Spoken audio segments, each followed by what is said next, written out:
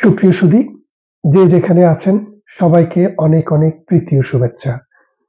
আমি প্রতিদিন না হোক প্রতি সপ্তাহে একবার দুবার করে এসে আপনাদের সামনে বাংলাদেশের রাজনীতি, বাংলাদেশ কোন দিকে যাচ্ছে, পৃথিবীর মানুষ বাংলাদেশকে কিভাবে দেখছে, আজকে বাংলাদেশে যে সরকার আছে সেই সরকারকে পৃথিবীর রাষ্ট্রসমূহ কিভাবে দেখছে, বাংলাদেশ আওয়ামী লীগ, জাতীয়তাবাদী দল বিএনপি, জাতীয় পার্টি বিএনপি এবং ইসলামপন্থী, বামপন্থী আরো কিছু সংগঠন যারা আছেন তাদের নেতারা কিভাবে বাংলাদেশের রাজনীতিকে বর্তমান সময়ে দেখছেন সেই বিষয় নিয়ে কথা বলবো। সাথে সাথে আজকের রাজনীতিতে যারা সবচাইতে বেশি প্রভাব বিস্তার করছেন সেই ছাত্র প্রতিনিধি অর্থাৎ সমন্বয়করা কি বলছেন। আপনারা জানেন, দুঃখজনক ভাবে হলেও সত্যি, একটি দেশে আমরা বলছি একটি সরকার আছে, সেই সরকার থাকা অবস্থায় ঘোষণা দিয়ে মানুষের বাড়িঘর পোড়ানো হচ্ছে, বুলডোজার দিয়ে মানুষের বাড়িঘর গুড়িয়ে দেওয়া হচ্ছে। সরকারের পুলিশ আছে, আর্মি আছে, বিজিবি বা বিডিআর আছে, আনসার বাহিনী আছে, এত কিছু থাকা সত্ত্বেও সরকার কানেও শুনছে না, চোখেও দেখছে না। সরকার অন্ধ হয়ে গেছে, সরকার বধির হয়ে গেছে। আমরা দেখেছি মানুষের সম্পদ সরকারিভাবে দখল করার যে কৌশল আগেও সেটা ছিল, কিন্তু সেটা হতো রুল অফ ল এর ভেতর দিয়ে, অর্থাৎ আইনগতভাবে ব্যবস্থা নেওয়ার পরেই সরকার সেই উচ্ছেদ, যেমন মনে করেন নদী দখল করেছে, বিএনপির সময় দেখেছি, আওয়ামী লীগের সময় দেখেছি, বহুবার উচ্ছেদ অভিযান হয়েছে। সেটা আগে প্রথমে কোর্ট অফ ল থেকে মামলার মাধ্যমে সেটা রায় হতো, রায় হওয়ার পরে নোটিশ প্রদান করা হতো, 1 সপ্তাহ সময় দেওয়া হতো অবৈধ দখলদারকে উচ্ছেদ হওয়ার জন্য। তারপর মানুষ যদি না উঠতো তাহলে পুলিশ গিয়ে বা রাষ্ট্রীয় বাহিনী গিয়ে বুলডোজার দিয়ে সেটাকে ধ্বংস করা হতো, পরিষ্কার করা হতো, উচ্ছেদ করা হতো, বস্তি উচ্ছেদ করা হতো, কিন্তু আগে নোটিশ দেওয়া হতো। কিন্তু বর্তমানে বাংলাদেশে কোন সরকারের কোনো রুল অফ ল এর প্রয়োজন নেই, অর্থাৎ কোনো আদালত থেকে আইনের প্রয়োজন নাই, আদালত থেকে কোনো স্বীকৃতির প্রয়োজন নাই, কোনো রায়ের প্রয়োজন নাই। ঘোষণা দিয়ে সরকারকে বৃদ্ধাঙ্গুলি দেখিয়ে ওই ছাত্র জনতার নামে, সমন্বয়কের নামে এই জিহাদি বাহিনী মানুষের শান্তির নিয়ে ঘরবাড়ি ধ্বংস করাতে নেমেছে। আপনি বলেন 32 নম্বরের কথা বলছে, এটার সাথে বঙ্গবন্ধুর জাতির জনকের সম্পর্ক, শেখ হাসিনার সম্পর্ক, আওয়ামী লীগের আত্মার সম্পর্ক, কিন্তু এর বাইরেও কুষ্টিয়াতে হানিফের বাড়ি পোড়ানো হয়েছে, বুলডোজার দিয়ে ভাঙার চেষ্টা করা হয়েছে, অংশবিশেষ ভাঙা হয়েছে, বরিশালে তোফায়েল আহমেদের বাড়িতে আক্রমণ করা হয়েছে, পিরোজপুরে রেজাউল করিমের বাড়িতে আগুন দেওয়া হয়েছে। নাম বললে আরো অনেকের নামে বলতে পারি, এত নাম বলছি না, শুধু বলছি 100টা বাড়িতে আগুন দেওয়া হয়েছে এবং এটা ঘোষণা দিয়ে দেওয়া হয়েছে। সরকারের যে পুলিশ বাহিনী, আর্মি বাহিনী, বিডিআর বাহিনী, তারা ওদেরকে পাহারা দিয়েছে, ওদের ছত্রছায়ায় আগুন দেওয়া হয়েছে। তাহলে রাষ্ট্র কোথায় যাচ্ছে? রাষ্ট্রে কারা ক্ষমতায় আছে? রাষ্ট্র কি আসলে বাংলাদেশ নামে যে রাষ্ট্র, সেটি কি আসলে রাষ্ট্র হিসেবে এখনো আছে, নাকি এটা একটা ডিস্ট্রয়েড টেরিটরি হিসেবে আছে? সেই জিনিসটা একটু চিন্তা করতে হবে। দেখেন, একটা রাষ্ট্র হতে গেলে আমাদের কয়েকটা উপাদানের দরকার: জনগোষ্ঠী, ভূখণ্ড, সরকার এবং সার্বভৌমত্ব। 1971 সালের 26শে মার্চ থেকে 1971 সালের 16ই ডিসেম্বর পর্যন্ত বাংলাদেশ নামক রাষ্ট্রটির অস্তিত্ব ছিল না, কারণ বাংলাদেশের যে সরকার ছিল সেই সরকার দেশের সার্বভৌমত্ব রক্ষা করার, দেশে আইন শৃঙ্খলা প্রতিষ্ঠা করার, অথবা দেশে যে হত্যাযজ্ঞ হচ্ছে সেটা বন্ধ করার কোনো ক্যাপাসিটি রাখতো না। তারা দেশের বাইরে থেকে পরিচালিত হয়েছে, কখনো বা ভিতরেও এসছে, কিন্তু মূলত দেশের বাইরে থেকে এই হত্যাযজ্ঞ, এই যুদ্ধ বন্ধ করতে পারেনি। তাই 1971 সালের 16ই ডিসেম্বরে বিজয় দিবসের পর বাংলাদেশকে স্বাধীন রাষ্ট্র হিসেবে পৃথিবীর সবাই স্বীকৃতি দিয়েছে। তার মানে হচ্ছে সরকার যদি রাষ্ট্রের সার্বভৌমত্বকে রক্ষা করার মতো ক্যাপাসিটি না থাকে, আইনের শাসনকে, আইন শৃঙ্খলাকে যদি প্রতিষ্ঠা করতে না পারে, সেটা যদি কোনো কার্যকরী সরকার না হয়, তাইলে রাষ্ট্রবিজ্ঞানের ভাষায় যাকে রাষ্ট্র বলে, বাংলাদেশ কিন্তু এখন সেই সংজ্ঞায় আর পড়ে না। আপনারা দেখেন, গাজীপুরে মোজাম্মেল সাহেবের বাড়ি আক্রমণ করা হলো। মোজাম্মেল সাহেবের বাড়ি যারা আক্রমণ করেছে তারা কারা? ছাত্র জনতা নামে ওই সমন্বয়করা। তাদেরকে যখন গ্রামবাসী ধরে গণধোলাই দিল, তখন সরকার আর্মি বাহিনী পাঠিয়ে তাদেরকে উদ্ধার করলো। উদ্ধার করার পরে কি হলো? যারা ওখানে গণপিটুনি দিয়েছে সন্ত্রাসকে, চাঁদাবাজকে, মানে মানুষ এসে মাইকে ঘোষণা দিয়ে সেটা কিন্তু তাদেরকে কিন্তু সরকার শত্রু হিসেবে দেখছে। আর যারা বাড়িতে আগুন দিল, ভাঙচুর করলো, লুটতরাজ করলো, তাদেরকে কিন্তু বাহবা দিচ্ছে। তাদের বিরুদ্ধে কিন্তু সরকারের কোনো অভিযোগ নেই, দুঃখ প্রকাশ করে, ক্ষমা প্রকাশ করে, ওসি প্রত্যাহার করে। তার মানেটা কি দাঁড়াচ্ছে দেখেন, রাষ্ট্রের কাজ হচ্ছে দুষ্টের দমন আর সৃষ্টের লালন। এই যে দুষ্টকে দমন করবে আর সৃষ্টকে লালন করবে, এটা কি সরকার করছে? করছে না, বরং সৃষ্টকে দমন করছে আর দুষ্টকে লালন করছে। এই দুষ্টের লালনের কারণে রাষ্ট্রটি কোন দিকে যেতে পারে? আপনার পৃথিবীতে যদি 193টি জাতিসংঘের সদস্যভুক্ত রাষ্ট্র আছে, এই রাষ্ট্রের কোথাও, এই 193টা রাষ্ট্রের কোথাও রাষ্ট্রের প্যাট্রোনাইজেশনে, যে রাষ্ট্রে সরকার আছে সেই সরকারে যাদের 3জন মন্ত্রীও আছে, তাদের আলোচনায়, আচরণে, তাদের দ্বারায় প্রলুব্ধ হয়ে এই হত্যাকাণ্ড, এই নারকীয় হত্যাযজ্ঞ চলছে।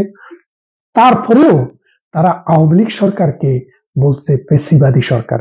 আচ্ছা, পেশিবাদী কি? যে পেশি শক্তি দেখায় যারা রাষ্ট্রের আইনকে বিদ্যাঙ্গুলি দেখায়, আইন মানে না, সমাজ মানে না, রাষ্ট্র মানে না, তারাই তো পেশিবাদী নাকি? এখন আপনারা বলেন, বাংলাদেশে আইন মানছে না কারা? বাংলাদেশের রুল অফ ল প্রতিষ্ঠা হচ্ছে না কাদের কারণে? বাংলাদেশে কারা বাড়িতে বাড়িতে আগুন দিচ্ছে? কারা বাড়িতে, গ্রামে গ্রামে মিথ্যা মামলা দিয়ে মানুষকে হয়রানি করছে? কারা পুলিশকে বাদ দিয়ে নিজেরা ধরে নিয়ে আসছে আওয়ামী লীগ, যারা করছে আওয়ামী লীগের নেতা কর্মীকে? এটার উত্তর খুব সিম্পল, সেটা হচ্ছে এই ছাত্র জনতা নামের এই উন্মত্ত জনগোষ্ঠী। এখন তারা আসলে কি চাইছে? তারা কি চাইছে? তারা কারা? এই জিনিসটা একটু খুব অ্যানালাইসিসের ব্যাপার। আপনি দেখেন, 1971 সালে যে 9 মাস মুক্তিযুদ্ধ হয়েছে, 2.5 লক্ষ মানুষ মুক্তিযুদ্ধে সরাসরি অংশগ্রহণ করেছে। আরো কোটি কোটি মানুষ মুক্তিযোদ্ধাদেরকে নানাভাবে সাহায্য করেছে, খবর আদান প্রদান করেছে, খাবার সংগ্রহ করেছে। প্রত্যক্ষ পরোক্ষভাবে কোটি কোটি মানুষ মুক্তিযুদ্ধে সহযোগিতা করেছে। কিন্তু মুক্তিযুদ্ধে অস্ত্র হাতে নিয়ে যারা অংশগ্রহণ করেছে, তাদের সংখ্যা হচ্ছে 2.5 লাখ থেকে 3 লাখ। ধরে নিলাম তর্কের খাতিরে 2.5 লাখ অথবা 3 লাখ, এ যেটাই হোক, ধরেন 2.5 লাখ। এই 2.5 লাখ মানুষ 9 মাস দেশ স্বাধীন হওয়ার আগে তারা কিন্তু বিয়ে করেনি, তারা কিন্তু জীবনে কোনো ভোগ বিলাস রাখেনি। আমি তাইজউদ্দিনের ওয়াইফ জোহরা তাইজউদ্দিনের একটা বক্তব্য শুনেছি টেলিভিশনে। উনি বলেছেন, আমি আমার হাজবেন্ডের সাথে কলকাতায় দেখা করতে চেয়েছিলাম, উনি বলে দিয়েছেন যে না, আপনি আমার সাথে দেখা করতে আসবেন না, কেননা আমি এখন যুদ্ধে আছি, আমি দেশের বাইরে আছি, কিন্তু আমি যুদ্ধ পরিচালনা করছি। তার মানে আপনি খেয়াল করে দেখেন, যাদের বউ বাচ্চা ছিল তারা পর্যন্ত বউ বাচ্চার কাছে যায়নি। আর এই যে মনে করেন নতুন স্বাধীনতার নামে আপনারা যাদেরকে পেলেন, তারা কিন্তু একে একে বিবাহ করছে। 4টি মেয়ে কিন্তু আপনারা যারা পরিচিত মুখ, তাদের মধ্যে 4 জনের বিয়ে কিন্তু আমরা ইতিমধ্যে দেখে ফেলেছি। দেশ তাহলে এখন স্বর্গ হয়ে গেছে, একটা সরকার প্রতিষ্ঠা হয়ে গেছে, শান্তি প্রতিষ্ঠা হয়ে গেছে, গণতন্ত্র প্রতিষ্ঠা হয়ে গেছে, সাম্য প্রতিষ্ঠা হয়ে গেছে। এবং আপনি যে বৈষম্য বিরোধী, বৈষম্য সব বিলীন হয়ে গেছে, এই জন্য তিনারা বিয়ে করে করে উৎসব পালন করছেন। এখন একটু খেয়াল করে দেখেন, মামুনুল হক সাহেব তার কর্মীরা যখন সরকারের সাথে একটা সংগ্রামে লিপ্ত হয়েছিল, তার কর্মীরা যখন অনেকে জেলে, অনেকে মারা গেছে, তখন মামুনুল হক সাহেব ওই 501 নম্বর রুমে ধরা খেলেন কাকে নিয়ে? অন্যজনের স্ত্রীকে বাগিয়ে এনে আল্লাহ রসুলকে সাক্ষী রেখে, আকাশ বাতাস চন্দ্র সূর্যকে সাক্ষী রেখে গোপনে বিয়ে করলেন। বলেন, বিয়ে করেছেন নাকি এইভাবে ছিলেন, এটা তিনার ব্যাপার, আমার ব্যাপার না। কিন্তু তিনি মোস মাস্তি করতেছিলেন। তারপরে জনগণ কর্তৃক ভীত, যেটা আমি নিজে নিন্দা করি। আমি মনে করি এটা রাইট কাজ হয় নাই। তিনি একটি আনন্দ করতে করতে গেছেন, তার আনন্দ করতে, তার ব্যক্তিগত জীবনে এটা তাকে করতে দেওয়া উচিত ছিল।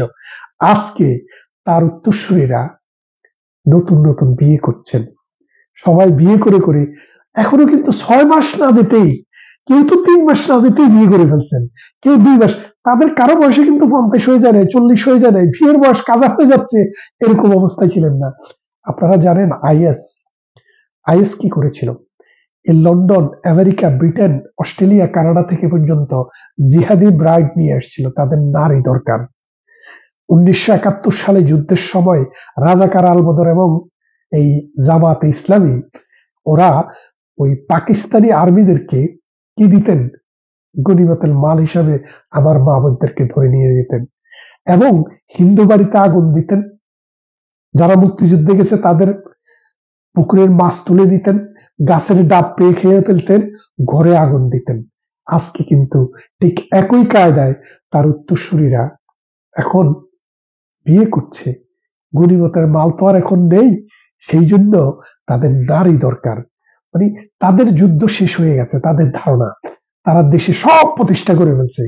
এই প্রতিষ্ঠার ভিতরে একটা জিনিসে প্রতিষ্ঠা হয় নাই, যেটা হলো মানুষের জীবনের মূল্য প্রতিষ্ঠা হয় নাই।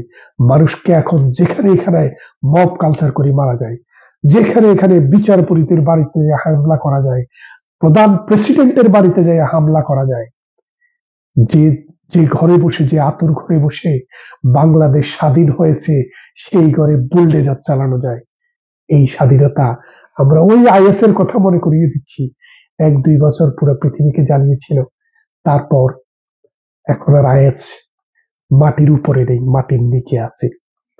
বাংলাদেশে আজকে যেটা চলছে, এদের দিনও প্রায় শেষ।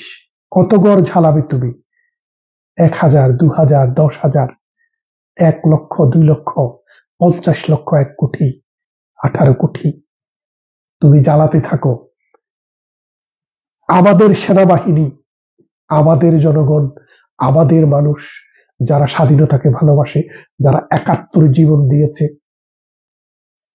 যারা লড়াই করেছে, সংগ্রাম করেছে এই স্বাধীন দেশকে রক্ষা করার জন্য, সাম্প্রদায়িকতার বিষ বাষ্পকে বাংলাদেশ থেকে কবর দেওয়ার জন্য, তোমরা তাদের সাথী হয়ে আজ মাঠে নেমেছ। তোমরা আজ এই তোমাদের বাহিনী আজ ডেভল হান্ট অপারেশন, অর্থাৎ শয়তানকে ধরার জন্য মাঠে বেরিয়েছে। এটি তো আসলে শয়তানকে ধরার জন্য বাইর হয়নি, বাইর হয়েছে যারা শয়তানকে ঘৃণা করে, যারা শয়তানকে বাক্সবন্দী করতে চায়, তাদেরকে হত্যা করতে। আমরা অপারেশন ক্লিন হার্ট দেখেছি, আমরা বহু দেখেছি। দশমিয়া রঙের মিস্ত্রি তুলে নিয়ে হত্যা করা হয়েছে, একরামকে হত্যা করা হয়েছে। সুতরাং এবারও কত মায়ের বুক খালি করা হবে আমরা জানি না। এই নতুন নাটক বাংলাদেশের সরকারকে বন্ধই করতে হবে।